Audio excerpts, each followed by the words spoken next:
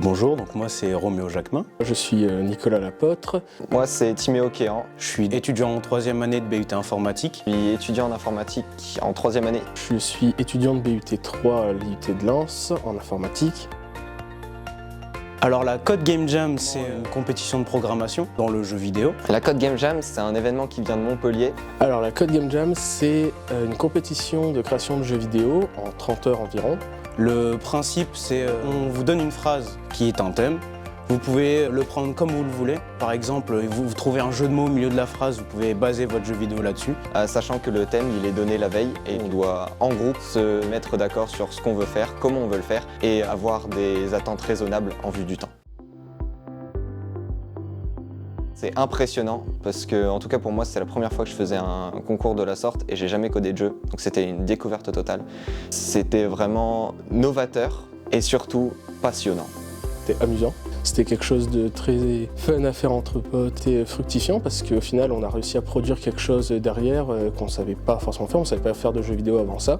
Et ensuite, pour terminer, je dirais que c'est quand même fatigant parce que, bon, pour la plupart d'entre nous, on ne s'est pas couché très tôt. Je trouve que c'est très amusant. Franchement, j'ai beaucoup apprécié travailler dessus. C'est intensif. Avec le temps qu'on a, on n'a pas le temps de prendre des pauses trop longues, ce genre de choses. On a à peine le temps de dormir. Et au final, je trouve que c'est très récompensant. À la fin, on a vraiment un résultat qui nous plaisait, quoi. Je trouve que c'est très excitant. On a vraiment dû découper le temps. Ça ne nous laisse pas le temps de divaguer sur d'autres sujets. Il faut vraiment être concentré, il faut vraiment être à fond sur ce qu'on fait. Les 15 premières heures, c'est super excitant parce qu'il y a tellement de possibilités et on a envie de tout faire. Et les 15 dernières heures, on se rend compte qu'on n'est pas allé aussi vite qu'on pensait et donc du coup, ça devient plutôt stressant. Alors c'est excitant parce qu'il y a toutes les petites idées qui vont venir s'ajouter au fur et à mesure, on va voir le jeu se créer au fur et à mesure, ça va vraiment être excitant. Le petit stress qu'on a eu, limite, c'était le matin pour le rendu, mais sinon, c'était que de l'excitation. Je pense que ça a été un moment la mise en commun de tout notre travail parce que du coup on travaille tous sur un partie différente et quand on a dû mettre en commun, on a eu un petit problème avec l'application.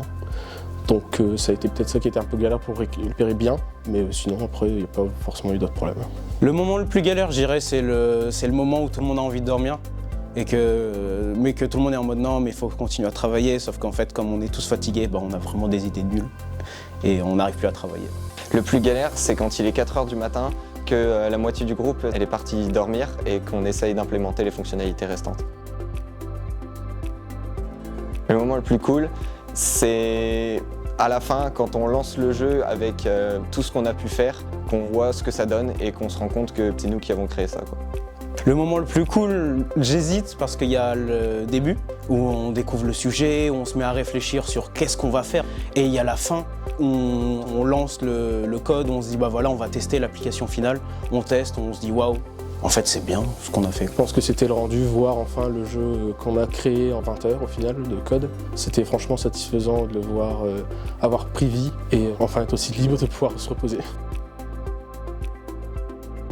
Alors on s'est inspiré de plusieurs choses, par exemple pour le nom et pour l'île en elle-même on a Doom Eternal, surtout pour le nom vu que le jeu s'appellera du coup Doom Eternal. Il y a vraiment quelques jeux qui nous sont venus à l'esprit, ça va être un peu du Vampire Survivors, donc c'est un jeu avec énormément d'ennemis qui nous arrivent dessus en boucle, et Helldivers 1 qui est un jeu dans le même style. C'est un jeu qui s'appelle WeTank et c'est parce qu'on avait une fonctionnalité qu'on aurait aimé mettre en place où en fonction des ennemis qui nous attaquent, la bande son du jeu se modifie pour mettre les instruments qui nous attaquent. Bien dormir la veille et pas y aller les mains dans les poches parce qu'il y a toujours un truc qui nous surprend. Suivre quelques tutoriels avant pour savoir comment est-ce que ça va se passer parce que la programmation jeu vidéo est quand même assez différente de la programmation classique. Il faut vraiment regarder quelques tutoriels, voir comment ça fonctionne et travailler sur l'engin en fait. Déjà se préparer un peu à l'avance pour se familiariser avec l'outil, puis ensuite bien dormir la veille. Pour pouvoir tenir, surtout si on veut essayer de tenir la plupart de la nuit après, faut bien dormir. Bonjour, donc je suis Romain Wallon, enseignant au département informatique de l'IUT de Lens et coach pour les compétitions de programmation à l'Université d'Artois. Je dirais qu'il ne faut pas se mettre de frein et pas hésiter à le faire même si on n'a jamais codé de jeu, c'est l'occasion d'apprendre en s'amusant. Déjà félicitations pour le travail réalisé et pour l'investissement. Et puis rendez-vous l'année prochaine pour la prochaine édition.